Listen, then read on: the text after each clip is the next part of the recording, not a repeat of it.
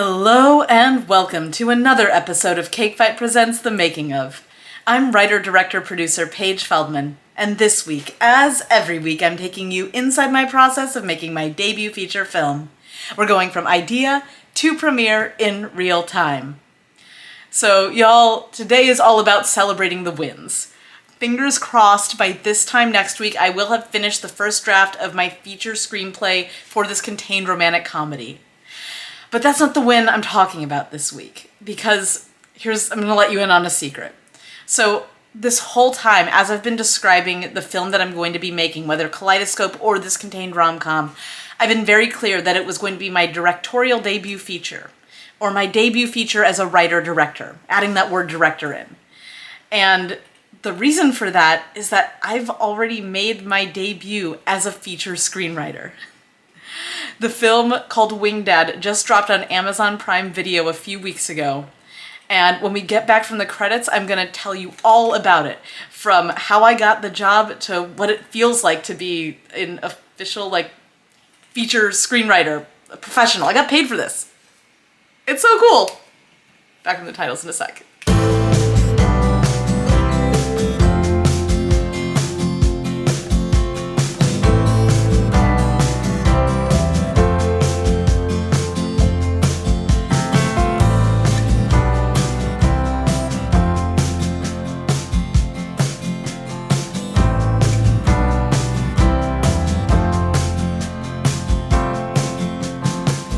So here's the rundown on the movie that I wrote, or co-wrote with director Lucas Astrom.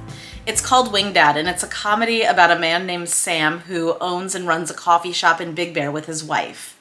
Sam's father, Alan, is a huge, Oprah's book club level huge author, and is also an alcoholic. He and Sam are estranged, and then one day, Alan comes into town like a hurricane and a tornado combined, and infiltrates Sam's well-ordered to the point of anal life. The disruption is at first unwelcome, and then welcome, and then maybe unwelcome again, and there's this whole funny tug of war that surrounds this pretty heartbreaking story and really intense story about a man who's trying to figure out who he is, who he might be as a father, and reconcile his own relationship with his parent with who he wants to be and who he can be in his own life. And like I said, it's a comedy, though, about coming of age and relationship with your parents. And I love writing humor and absurdity around really real, deep emotions and deep issues. And that's kind of the magic of comedy, that you can delve deep into stuff that people might be scared of to think about or talk about honestly otherwise. But because you have that soft landing of laughter, you can really make an impact and go harder and farther and more intensely into these issues than you might. I am really proud of the work that I did on it, and I am really proud of the collaboration that Lucas and I had. So how did this all come to be? Well, about 6 years ago, Lucas and I were introduced by someone who I had taken a class with. I accidentally took an acting class. It was a class called Finding Your Comedic Voice. I thought it was writing. It was not. It was an acting class. But I introduced myself on the first day as a writer. And because I was a writer, the teacher very graciously said to all of the actors in class, "She's a writer, make friends with her, and maybe she can write you monologues." So I was writing monologues for people in this class. And because of that, the teacher introduced me to Lucas, who is a great director who was looking for somebody to collaborate, a writer to collaborate with on a new script for him. This was in, I think, 2016 or so. So we met. Lucas had the idea for a story.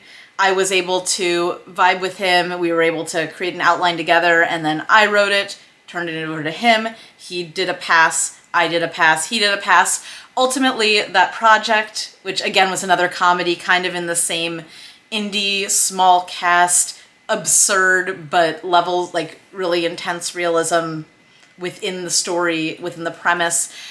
Ultimately, that never went anywhere. Cut to March of 2020. Yes, March of 2020. Lucas emailed me out of the blue and said, "Hey, I have an idea for a new movie." He had since we collaborated, he had written and directed his first feature, and he had found a financier for a second feature. He had an idea for the second feature, and he reached out to me because he knew what he wanted it to be, but he felt that our collaboration, again, could bring something more to the table, that my work on it could elevate it, and that I could find a story that would resonate universally out of something that's very personal and dear to him. So we met, we went to a coffee shop. Yeah, we went to a coffee shop. This was literally 2 days before lockdown started. We went to this coffee shop in March 2020. It was weird. We were 2 of, I think, 6 people total in this shop, where there are usually, it's usually just wall to wall. There's usually 25 to 40 people inside. But we went to this coffee shop. We talked it through. He told me the idea, the premise. We riffed a little bit. I was really digging it. He felt that what I was bringing to the table was exactly the kind of vibe that he wanted to see in this film. And so we left with a handshake agreement saying, yeah, let's get done. And drew up a contract. I have a law degree, and this is a very low budget, a very indie feature. So there wasn't like a production attorney coming to me with a contract. Lucas and I worked together well. I knew what the deal was. I drew up a contract, and we both signed it and got to work. And so started work in March 2020. After a few drafts and some false starts and stops in terms of the outline, we finally hit on something on the story that was going to work for us in terms of budget and in terms of the story that we wanted to tell. I wrote a draft, Lucas did a pass on it, I did a pass on it, and then that was October 2020 when it was finished and locked and ready to go into production. They shot in December of 2020 in Big Bear. It was a small crew, and I was the only member of the crew who was not on set, which was really fun during the Friends and Family screening the following October 2021, because I got to introduce myself as the name on the script, and the actors, the other crew members were all just so gracious and amazing and complimentary, and it was just I wish I could have been on set, but it wasn't safe because of COVID, and I was so glad to feel like part of the production, part of the family when I finally met everybody. Despite not being there in person, my words were felt. So that was October 2021, we had the Friends and Family screening, and that was the first time I had actually seen any of the film at all, was in this theater. I'm going to back up for a second. So a Friends and Family screening is a showing of a film before it's officially finished to the cast, the crew, and to any important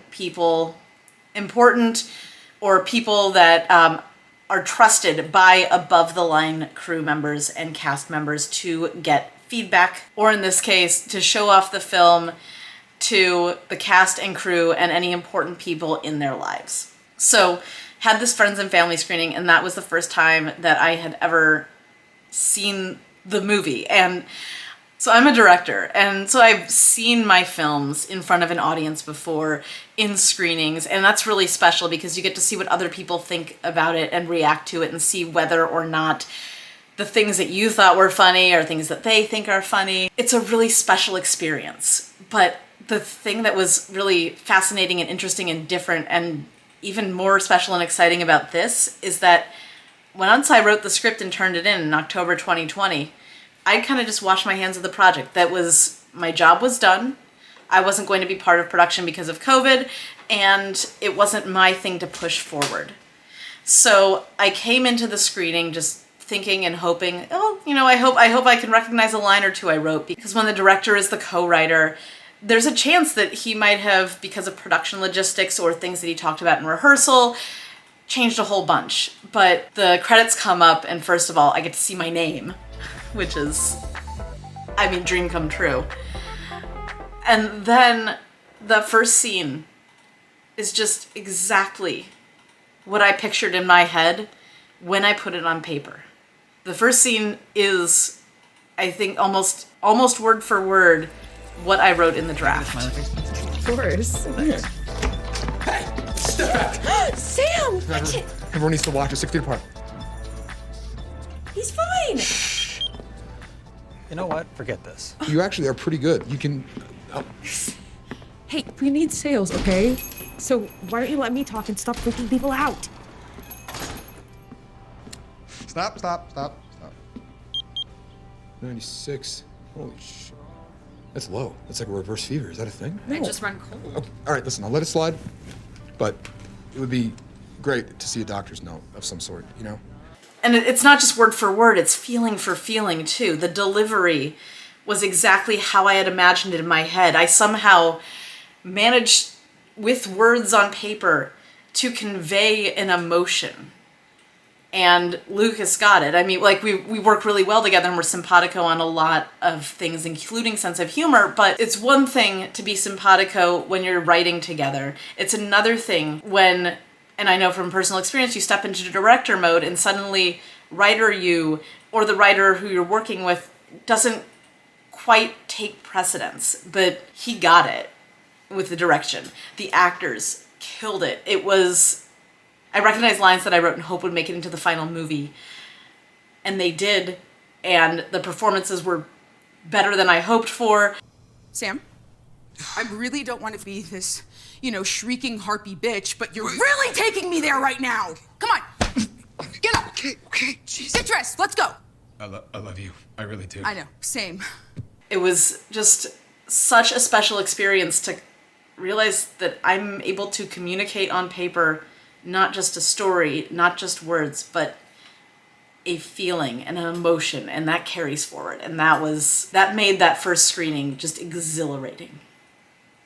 The second screening that I got to see was in January 2022, so earlier this year. It was at Santa Monica Film Festival, which was the official premiere for Wingdad. And at Santa Monica Film Festival, Wingdad won Best Feature of the festival, which... I'm not just a feature screenwriter. I am an award-winning feature screenwriter. That fact is just so magical and special and amazing. And even though it's something that I've been working towards since I was like 8 years old, it doesn't quite feel real that it happened. I wish there were confetti cannons. Just some sort of physical manifestation of my excitement and joy. But there is not. That would be a real mess. Instead, I would love it if you all would give me a thumbs up in the video. It would feel almost as good as confetti cannons. Plus, you get a little burst of confetti when you hit it anyway, so it's like same. And I would urge you all to please go watch Wingdad on Prime Video. I've included a link to it in the description below, and I really hope you enjoy it. It is a coming of age in your 30s comedy about anxiety and tough relationships with your parents and becoming a parent yourself and the cognitive dissonance of living in a pandemic-y world. And there's a penis as basal thermometer joke.